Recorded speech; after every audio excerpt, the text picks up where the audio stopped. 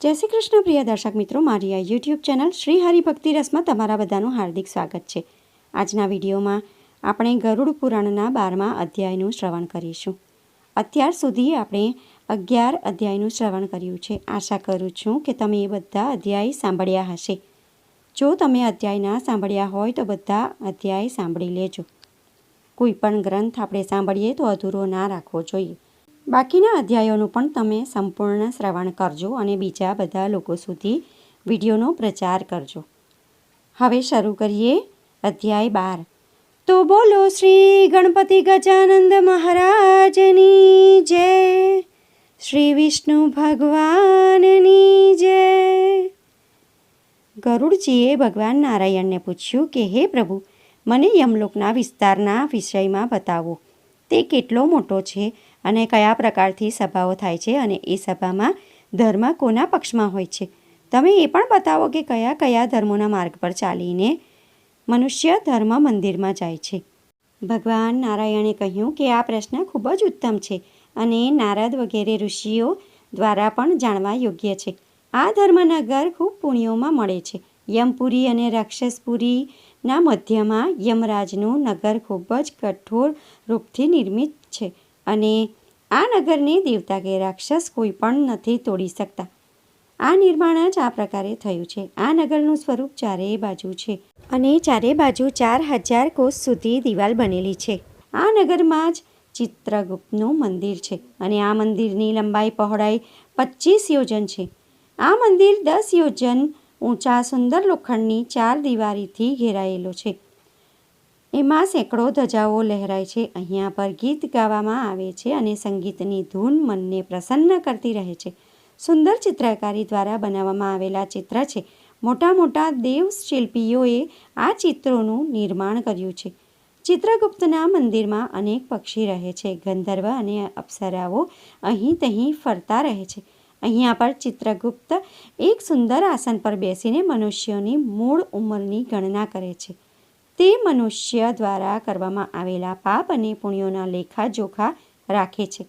ચિત્રગુપ્તની આજ્ઞાથી પ્રાણીના કર્મ અને વિકર્મનો નિર્ણય થાય છે।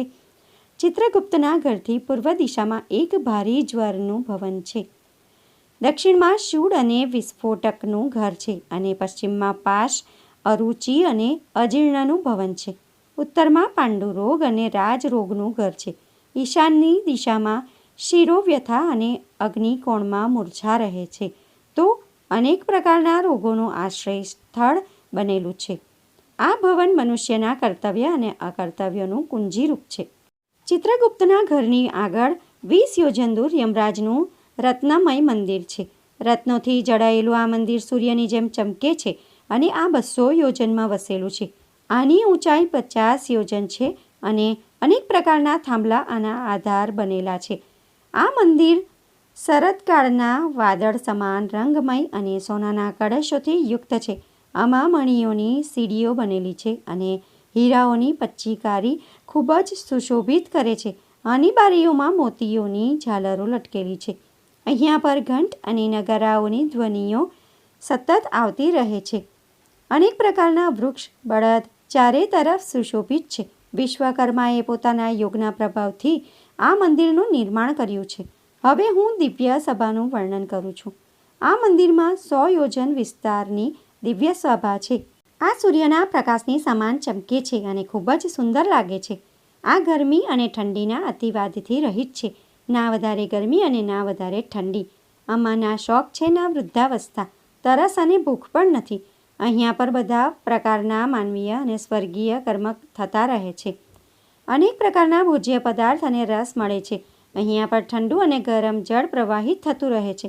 સંપૂર્ણ કામનાને પૂરા કરવાવાળા વૃક્ષ પણ અહીંયા પર છે। હે ગરુડ, આ સભા ખૂબ જ સુંદર અને બાધાઓથી રહિત છે। વિશ્વકર્માએ અસીમ સમય સુધી ત્યાં તપસ્યા કરીને આ સભાનું નિર્માણ કર્યું છે। અહીંયા પર સત્ય બોલવાવાળા, શાંત સ્વભાવના સંન્યાસી, સિદ્ધ પુરુષ અને તપ કરવાવાળા લોકો જ આવી શકે છે। જેનું શરીર તેજમય અને અલંકારથી યુક્ત છે। જેના વસ્ત્ર નિર્મળ છે અને જેની સ્વચ્છતા એના પુણ્યકર્મોથી આભાસિત છે તે આ સભામાં સ્થિર રહે છે। અહીંયા પર ભગવાન અનુપમેય ધર્મ 10 યોજન વિસ્તૃત સુંદર આસન પર બેઠા છે. તેઓ કર્ણકુંડળથી સુશોભિત છે અને અન્ય અલંકારોને પણ એમણે ધારણ કર્યા છે. અપ્સરાઓ ચંવર લઈને એમના માથા પર ડોલાવ્યા કરે છે. ગંધર્વ અને અપ્સરાઓનો સમૂહ પોતાના ગીતવાદનથી એમની સેવા કરે છે. આ ભગવાન પાસને ધારણ કરીને મૃત્યુથી અને કાળથી તથા ચિત્રગુપ્ત યમરાજથી સેવિત થાય છે. એટલે કે એમની સેવા આ બધા લોકો કરે છે. એમની ચારે તરફ આજ્ઞાનું પાલન કરવાવાળા વીર યોદ્ધા વિદ્યમાન છે. હે ગરુડ, ધર્મરાજની ઉપાસના કરવા માટે સમાપા, પુષ્પમાં, સ્વધાવંત, અમૂર્તિમાન, મૂર્તિમાન, બર્હિષદ, તર્યમા, પિતૃગણો અને મૂર્તિમાન મુનિઓની નિરંતરતા રહે છે. એટલે કે એમની ઉપાસના કરે છે. અને જેટલા પણ ઋષિ છે, મુખ્ય રૂપથી અત્રિ, વશિષ્ઠ, અંગિરા, દક્ષ, પુલહ, આસ્ત્ય, નારદ, પરશુરામ વગેરે ધર્મરાજના સભાસદના રૂપમાં વિરાજમાન રહે છે તથા અન્ય અનેક પિતૃરાજના સભાસદના રૂપમાં ધર્મરાજને ત્યાં વિરાજમાન થાય છે. એમની સંખ્યા ખૂબ વધારે છે. આ બધા લોકો ધર્મરાજની સેવા કરે છે કેમ કે એમનું વિધાન પરમેશ્વરની આજ્ઞાથી નિશ્ચિત થયું છે અને ધર્મશાસ્ત્રની અંતર્ગત આવે છે. ધર્મને જીતવાવાળા સૂર્ય અને ચંદ્રમાના વંશી અનેક રાજા લોકો ધર્મરાજની સેવા કરે છે. આના સિવાય મુચુકુંદ, નિમિ, અમરીશ, ભગીરથ, સગર, માંધાતા, મનુ, દિલીપ, પૃથુ, યયાતિ, નળ, શિવી, પુરુ, મહુષ, પાંડુ, સહસ્ત્રાર્જુન વગેરે બધા લોકો અશ્વમેઘ યજ્ઞને કારણે ધર્મના સભાસદોમાં માનવામાં આવે છે. આ લોકોએ ધર્મરાજની સભામાં બેસવાને અધિકાર પ્રાપ્ત કર્યો છે. અહીં આ બધા કાર્ય ધર્મપૂર્વક થાય છે અને કોઈના પ્રત્યે કોઈ પક્ષપાત નથી થતો. અહીંયા ના તો દગો થાય છે અને ના અસત્ય બોલવામાં આવે છે. અહીંયા સભામાં બેસવાવાળા શાસ્ત્રને જાણવાવાળા લોકો હોય છે. તેઓ ધર્મમાં પરાયણ હોય છે. તેઓ હંમેશા ધર્મરાજની ઉપાસના કરે છે.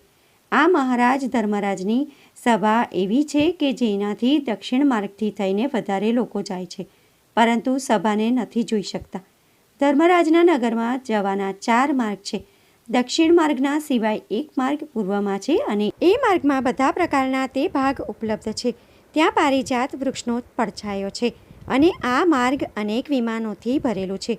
આમાં હંસોની પંક્તિઓ અને મૂંગાના બાગ વિદ્યમાન છે અને અહીંયાના તળાવ અમૃતરૂપી જળથી ભરેલા છે. આ માર્ગના દ્વારથી થઈને મોટા મોટા સર્પ, વિદ્યાધર, ગંધર્વ, અપ્સરાઓ અને રાજર્ષિ તથા દેવતા લોકો આવે છે. જે લોકો દેવતાઓની પૂજા કરે છે, શિવભક્ત છે, ગરમીમાં જળનું દાન કરે છે અને માધના મહિનામાં લાકડી આપે છે, દીન દુઃખીઓની મદદ કરે છે, સત્ય ધર્મનું પાલન કરે છે, ક્રોધ અને લોભથી રહિત છે, ગુરુના સેવક એ માતા પિતાના ભક્ત છે, જે લોકો ગાય અને ભૂમિનું દાન કરે છે, પુરાણોને સાંભળે છે તથા અન્ય પ્રકારના પુણ્ય કર્મ કરે છે, તેઓ આ માર્ગથી ધર્મપુરી જાય છે અને એને કોઈ કષ્ટ નથી થતું. તે બધા પુણ્યાત્મા હોય છે અને ભગવાનની ઉપાસના કરે છે. શુદ્ધ બુદ્ધિ સ્વરૂપ થઈને તેઓ ધર્મસભામાં પ્રવેશ કરે છે.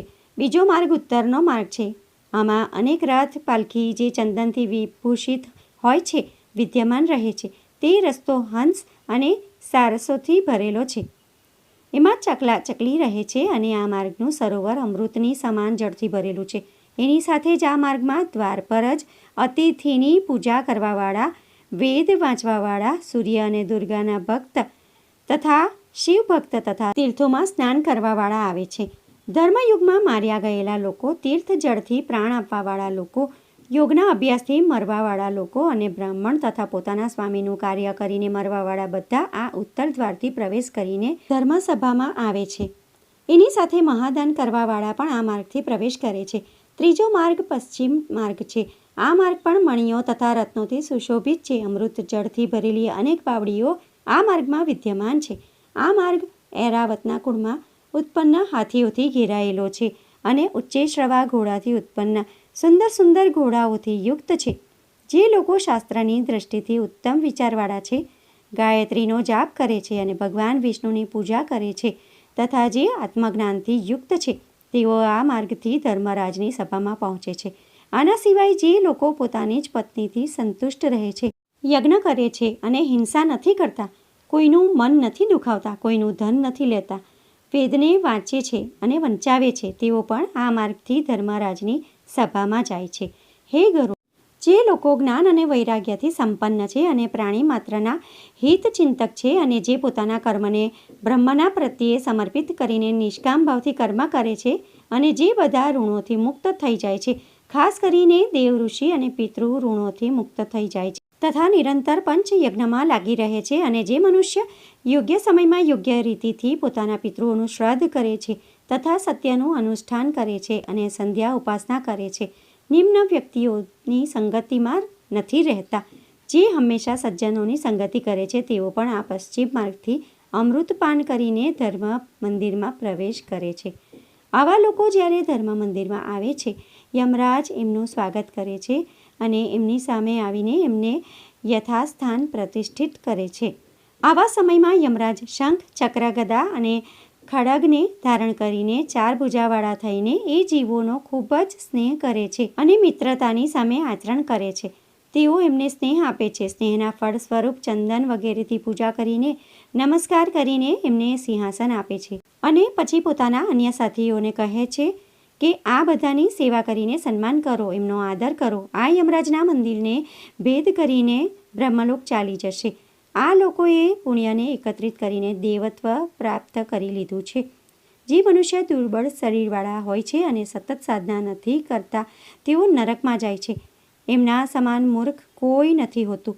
બુદ્ધિમાન મનુષ્ય એ જ છે જે અસ્થિર શરીર દ્વારા ચલાયમાન અને ધનને છોડીને સ્થિર ધર્મને સંચિત કરી લે છે. આથી પ્રયત્નપૂર્વક મનુષ્યને જોઈએ કે ધર્મનો સંગ્રહ કરે, કેમ કે ધર્મના સંગ્રહથી જ તે સ્વર્ગ જાય છે. યમરાજને જોઈએ કે તેઓ આ પ્રકારના વચનોથી બધા લોકોને સંબોધિત કરે. પછી કેટલાક લોકો વિમાનો પર ચડીને પરમપદને પ્રાપ્ત કરી લે છે અને કેટલાક ત્યાં ધર્મસભામાં કલ્પાંત સુધી નિવાસ કરે છે. ગરુડ પુરાણ અધ્યાય 12મો સમાપ્ત. બોલો શ્રી વિષ્ણુ ભગવાનની જય. તો ભક્તો, આજના વિડીયોમાં આપણે જાણ્યું કે લોકો કઈ રીતે ધર્મરાજની સભામાં જાય છે, કેટલા પુણ્યશાળીઓ ત્યાં વસે છે. આશા કરું છું કે આ વિડીયો તમને પસંદ પડ્યો હશે. જો વિડીયો પસંદ પડ્યો હોય તો વિડીયોને લાઇક કરી અને બીજા લોકો સુધી વિડીયોનો પ્રચાર કરજો, જેથી બીજા લોકો પણ અધ્યાય સાંભળી શકે. કમેન્ટમાં જય શ્રી વિષ્ણુ ભગવાન જરૂરથી લખજો અને ચેનલ પર નવા છો તો શ્રી હરિભક્તિ રસને સબસ્ક્રાઈબ કરીને બાજુમાં ઘંટીનું નિશાન આવે તો એને દબાવીને બધા પર ક્લિક કરજો. ફરી મળીશું એક નવા વિડીયો સાથે. ત્યાં સુધી બધા ભક્તોને મારા જય શ્રી કૃષ્ણ. વિડીયો જોવા માટે ધન્યવાદ.